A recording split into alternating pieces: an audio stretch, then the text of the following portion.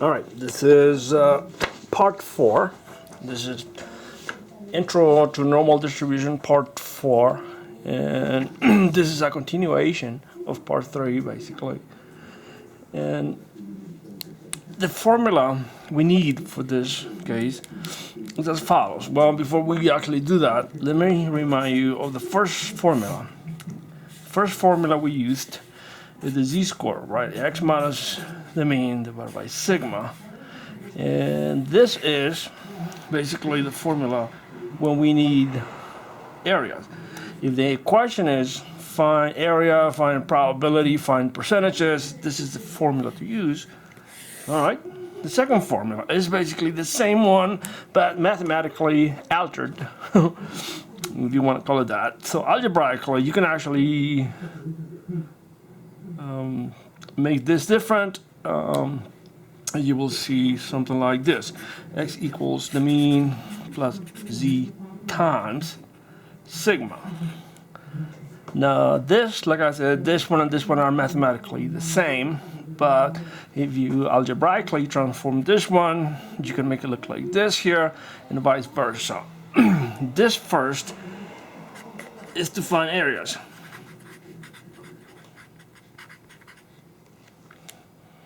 And this here is to find cutoffs. I'll show you what that means in a minute. And all right, so this is for parts 1 and 2. This is related to parts 3 and 4, and we are going to practice this formula in a minute. All right. We are going to do a couple problems from the textbook. The first one, and this is about the IQ, right? On the IQ distribution, we have a mean of 100, we have standard deviation of 15, and this is the IQ distribution. All right? Now we want to find out what is the IQ.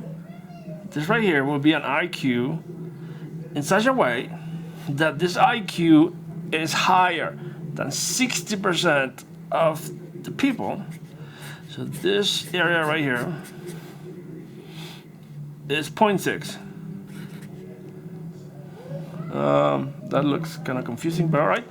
So this is an IQ, let's call it X. This is a cutoff because this is the cutoff that divides 60% to the left and, well, 40% to the right. So this IQ is higher than 60% of the people, but on the other hand, this IQ right here is lower than 40% of the smartest people, right? This person is smarter than 60% of the population. That's one way to look at it, right? You know the mean is here. The mean will be 100. I'm not going to write it, but this will be 100. The standard deviation, well, let's do the standard deviation is 15 right here. This, the area, 0.6, this point right here is the mean. And anytime you're trying to find the cutoff, you're going to find by using this formula, right? The mean plus z times sigma. Now, notice that it should be straightforward because we already have 2 out of the 3 components. See, the mean is 100. Sigma is 15. The only thing we don't have is x. And, sorry, the only thing we don't have is z. And the z value we're looking for is the z value corresponding to this x. So you actually find the z first, and then the x. All right, so first, find the z. And the problem is, well, should be familiar to us because we already did those kinds of problems, right? So ignore the x, ignore the standard deviation and the mean. So this is basically this problem. What is the z value such that you have 60% of the area to the left, all right? So this is 0.6. And because this is a cutoff problem, we have to find the z first, and we already know that is the idea. We already know how to find the z value when we know the area, either to the left or to the right. This is area to the left, right? So 0.6 should be inside the table. This is positive z. Makes sense, right? Because this is 60% to the left, so this has to be on the right-hand side of the mean. If it was not on the right-hand side, you will have maybe 0.5 to the left, or maybe smaller area to the left. But all right, what is the z such that you have 0.6 to the left? This is a positive. All right, let's find the closest thing to 0.6. Now 0.6 is an area, so areas are here inside. To find the z, we'll go from the inside out, up and to the left. So let's find 0.6 here. We're not going to find 0.6 exactly, but all right, let's find it. 0.6. 0.6. Sometimes it's not easy, right? So this is 0.5987. This is 0.60. So it will be somewhere between the two. Locate the closest thing. 0.5987. So the z value will be 0.25. 0.6. Not 0.6, but 0.5987. That's the closest thing. Corresponds to a z value of go up into the left. That gives you 0.25. All right, so the z value is 0.25. Now, to find the answer to this, we go as follows. Mu is 100, you already know, plus the z value is 0.25 times sigma, which is 15. So to find the answer to this problem, you will have to say, well, you have to do this computation. And let me do that. Hopefully it will not fail me this time. 100 plus 0.25 times 15. Do not do any parentheses when you do the computation. Just do straight computation, right? 100 plus 0.25 times 0.15. No equals, no parentheses before this equals. So 100 plus 0.25 times 15, according to this, is 130.75. And let me do that again. It is reasonable, but I want to make sure. 100 plus 0.25 times 15. Do it again.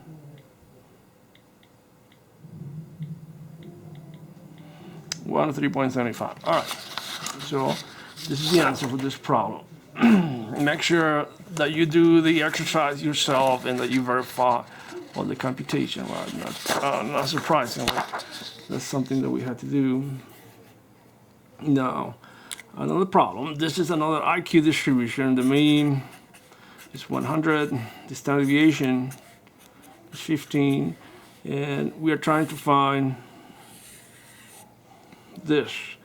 Let's say that we're trying to find this IQ, this X. This is also a cutoff problem in such a way that this person is, well, let's phrase it another way. I was thinking about something not very politically correct. So let me say the area to the right of this person, the area to the right of this IQ score is 0.8. Right.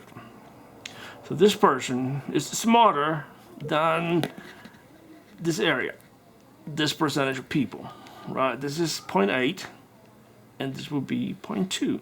All right, this is the problem. We need to find what is this IQ in such a way that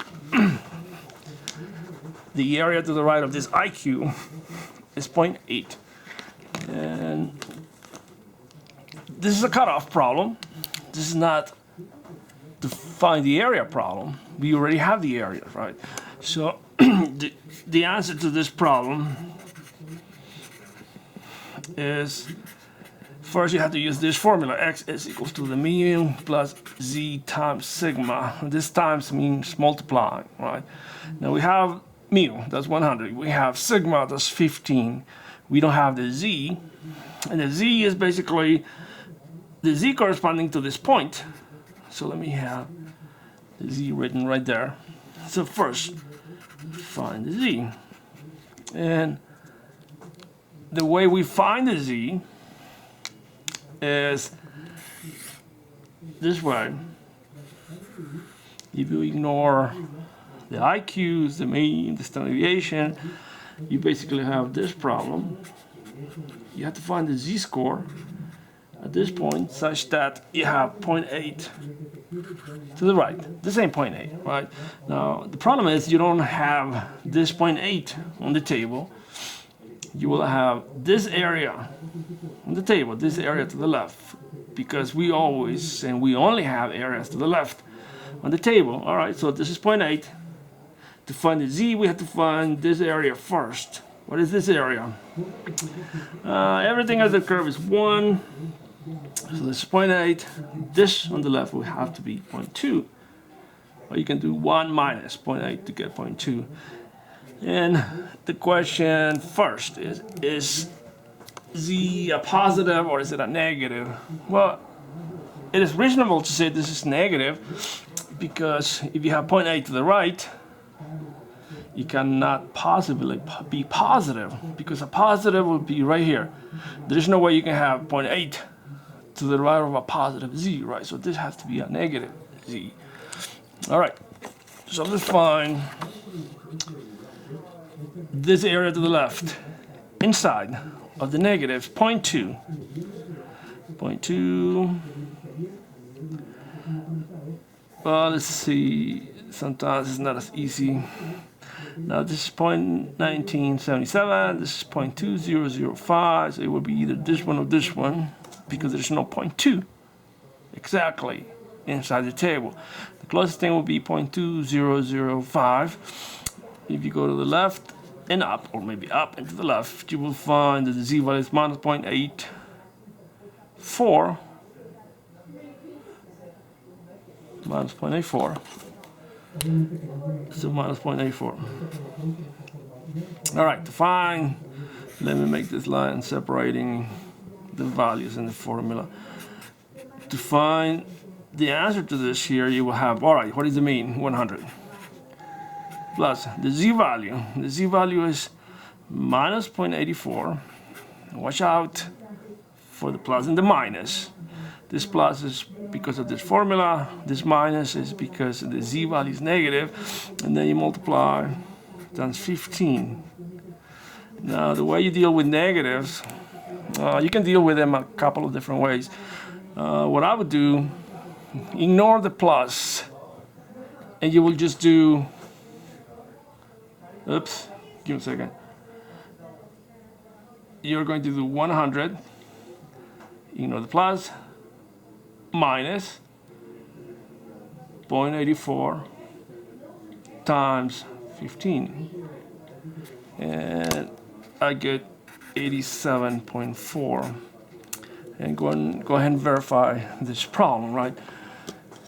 Again, to find the answer to this computation, ignore the plus, right? Plus minus becomes negative, basically. So you will do 100 minus 0.84 times 15.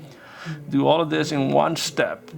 Do not do the equals or the parentheses before the 15. So you do 100 minus 0.84 times 15 to get 87.4. All right, we're going to do one more, or maybe two more. Last problem. We're going to do one more. We are going to find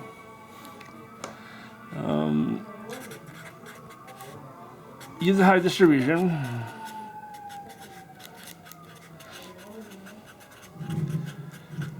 And the high distribution has a mean of 69 and a standard deviation of 3. Not exactly, right, but it is very close. 69 and 3, right? This is not exactly the high distribution, but I'm approximating them with whole numbers, 69 and 3, as a mean and standard deviation, respectively. We are going to find, let's find Q3, which means the height, Q3 is the height that is taller than 75%, right? Q3 will be P75. Q3 is P75. And that means this point we're looking for is a point such that everything to the left is 75%, right? So the person at Q3 or the person up 75th percentile is taller than 75% of the population. All right. Graphically, the problem will be like this. This is the IQ we looked. This is the height we're looking for. We call it X, and the mean. Well, let's do the dotted line. The mean is 69, and the standard deviation is 3. And this right here is the Q3 height, and we know this area is 0.75. All right, so let's do 0.75, and this area, not surprisingly, will be 0.25. This is a cutoff problem, and to find the cutoff, we do x equals. All right, so this is the answer.